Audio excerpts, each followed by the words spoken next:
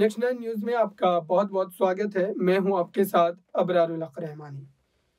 कन्हैया कुमार ने एक बार फिर से अपने बयानों के जरिए भारतीय जनता पार्टी को जबरदस्त तरीके से लताड़ा है और साथ ही कई अहम सवाल जो है वो दाग दिए हैं। माना यह जा रहा है कि 2024 चुनाव को लेकर कांग्रेस पार्टी कई बड़ी रणनीतियों के साथ बीजेपी से लड़ने को भिड़ने को तैयार है, लेकिन इस बीच कन्हैया कुमार ने क्या सारी चीजें कही है और किस तरीके से बीजेपी से सवाल पूछा है, वो आप जरा एक बार को ये कहना चाहता हूं कि आप सब लोगों ने देखा है शुरू से ही, जब से इस यात्रा का अनाउंसमेंट हुआ है, जब से इस यात्रा की घोषणा हुई है, खास करके भाजपा ने इस यात्रा पर चौतरफा हमला करना शुरू कर दिया। इसके अलग अलग बिंदु हैं। सबसे पहला हमला ये बोल करके किया गया कि भारत तो जुड़ा हुआ है, क्या जोड़ने के लिए निकले हैं। भारत जो है दुनिया की सबसे बड़ी अर्थव्यवस्था बन चुका है। मोदी जी के नेतृत्व में हम लोग जो है दोबारा विश्व गुरु बन चुके हैं। भारत लगातार जो है विकास कर रहा है। तो ऐसी कौन सी जरूरत आन पड़ी है कि आपको भारत जोड़ने की जरूरत है। आप लोगों ने यह सवाल कहीं ना कहीं सुना होगा, देखा होगा, आपके व्हाट्सएप पे आया होगा, आपने जो है अपने टीवी चैनल पे जो है बीजेपी जब बोलती है इसको तो इसको चलाया होगा। और चर्चाओं में भी भाजपा के लोग बार बार ये बोलना शुरू किए कि भारत तो जुड़ा हुआ है, तो क्या जोड़ने के लिए निकले हैं, इसकी जरूरत क्या है। तो मैं एक काउंटर सवाल आज उनका जो ये हमला था उसका करना चाहता हूं कि भारत जब जुड़ा हुआ है और भारत जोड़ो यात्रा की कोई प्रासंगिकता ही नहीं है आपके नजर में, तो आप इसकी चर्चा क्यों कर रहे हैं। हेल्थ मिनिस्टर इतना इंपॉर्टेंट पोस्ट होता है, उनको क्या जरूरत है इंक बर्बाद करने की, पेपर बर्बाद करने की, भारत जोड़ो यात्रा को लेकर के लेटर लिखने की। जिसकी जरूरत ही नहीं है उनके नजर में, उसकी चर्चा वो क्यों कर रहे हैं। पहला प्रश्न उनसे पूछा जाना चाहिए।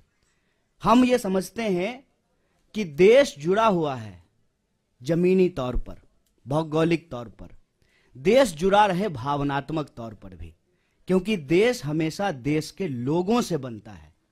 लोगों को हटा करके कोई देश नहीं होता है। देश के लिए लोग भी जरूरी होते हैं, जमीन भी जरूरी होती है, और देश की संप्रभुता, उसकी आजादी भी जरूरी होती है। हमारे पास संप्रभुता है और उसी संप्रभुता के आधार पर जो है हम अपनी सीमाओं को लेकर के, सुरक्षा को लेकर के सरकार से सवाल पूछते हैं कि हमारी संप्रभुता अक्षुण्ण रहे। देश हमारा जमीन से जुड़ा हुआ है, लेकिन देश के लोग भी जुड़े रहे ना।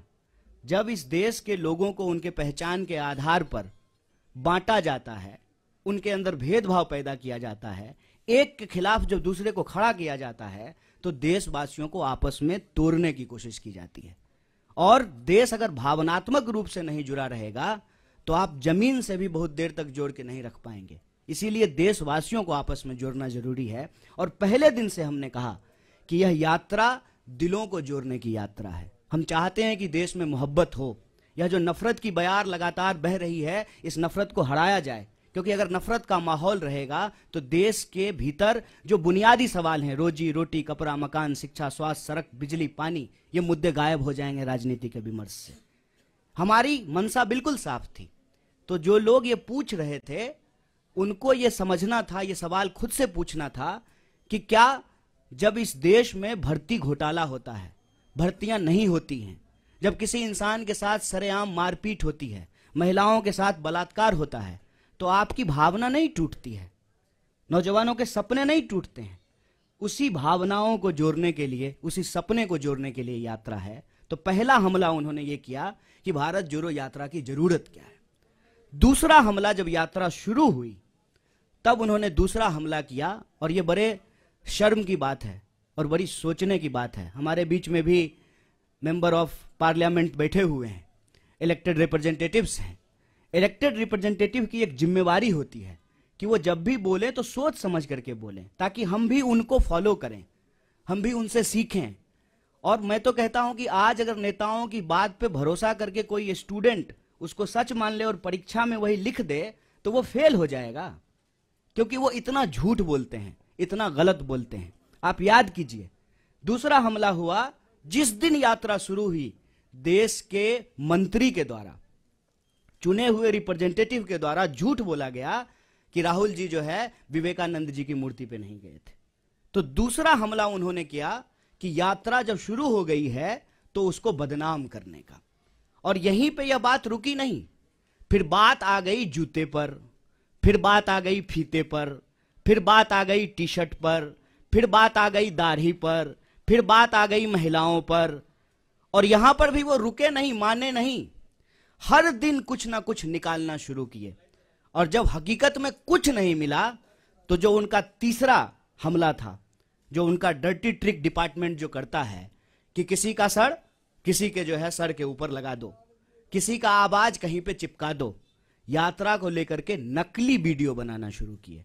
यात्रा जब आगे चली जाती है तो पीछे सड़क खाली ही होगी, यात्रा आगे बढ़ गई है तो उस खाली सड़क का वीडियो बना करके दिखाते हैं, कोई है ही नहीं।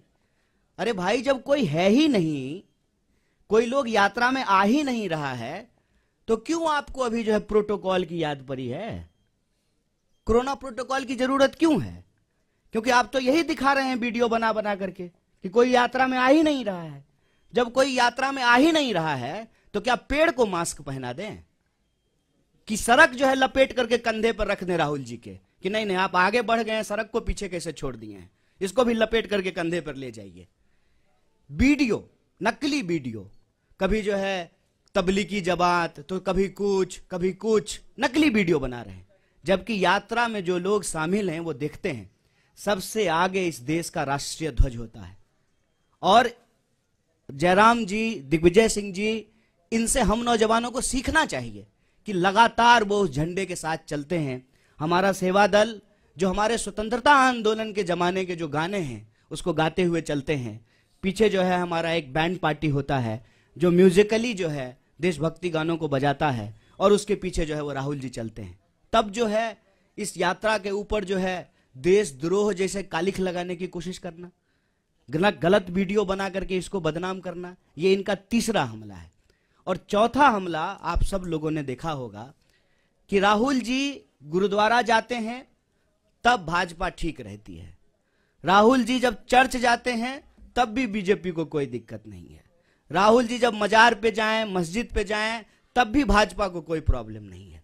मंदिर में जाते ही ऐसा लगता है जैसे भाजपा वालों को कोई जमाल गोटा खिला दिया हो, अचानक से दस्त होना शुरू हो जाता है। क्या प्रॉब्लम है आपको? इस देश का नागरिक, इस देश का व्यक्ति, इस देश के किसी भी धार्मिक संस्थान पर जाने के लिए स्वतंत्र है। आपका कोई जो है पेटेंट है क्या कि सिर्फ आप ही जाएंगे? और नियम, कायदे, कानून, ओम का चादर सीधा है, ओम का चादर उल्टा है, और ये वो लोग बोल रहे हैं जो गुफा में चश्मा लगा करके ध्यान करते हैं। ये जो चल रहा है इससे मैं बस एक अर्थ निकालता हूं कि इन्होंने बहुत कोशिश की कि इस यात्रा को इग्नोर किया जाए। इनसे इग्नोर नहीं हो पा रहा है। बहुत प्रयास किया, बहुत समझाया अपने कार्यकर्ताओं को कि यात्रा गुजर जाए, बिल्कुल खिड़की दरवाजा बंद कर लेना। इंसान की अपनी भी इच्छा होती है, इंसान की अपनी भी बुद्धि होती है। लोग खिड़की दरवाजा बंद कर लिए लेकिन छत पे चले गए भाजपा ऑफिस के और वहां से जो है यात्रा को हेलो हाय करना शुरू कर दिया। क्या करेंगे? क्योंकि यह यात्रा जिन सवालों को लेकर के चल रही है ना, वो कांग्रेस के सवाल नहीं है, वो देश के सवाल हैं। ये यात्रा इसलिए है कि इस देश में दिहाड़ी मजदूर आत्महत्या कर रहे हैं, रिपोर्ट उठा करके देख लीजिए। यह यात्रा इसलिए है कि इस देश के नौजवानों के सपने टूट रहे हैं। अब किसान के साथ साथ नौजवान भी आत्महत्या करने पर विवश हैं। आप व्यापारियों, छोटे व्यापारियों की हालत जाकर के देखिए कि किस तरीके से उनके उद्योग धंधे, उनका कारोबार जो है वो समाप्त किया जा रहा है। आप महिलाएं जब इसमें शामिल होती हैं तो उनका एक ही सवाल है कि हम सुरक्षा चाहते हैं। जिस तरीके से आज महिलाओं के ऊपर अत्याचार बढ़े हैं वो उससे सुरक्षा चाहते हैं, अपने अपने मुद्दों। तो आपने देखा कन्हैया कुमार के इन तमाम बयानों से स्पष्ट हो जाता है कि फिलहाल कांग्रेस पार्टी में भले उनको कोई बड़ा पद नहीं मिला हो, लेकिन ये बात तय है कि आने वाले दिनों में कांग्रेस पार्टी के लिए एक बड़े चेहरे के रूप में वो भरकर सामने आ सकते हैं। और खासतौर से युवा को लुभाने के लिए कांग्रेस पार्टी उनके चेहरे का इस्तेमाल कई अलग अलग राज्यों में चुनाव के समय करते हुए देखी जा सकती है। इस खास रिपोर्ट में बस इतना ही। देखते रहिए ताज़ा तरीन खबरों के लिए नेक्स्ट 9 न्यूज़ को। धन्यवाद।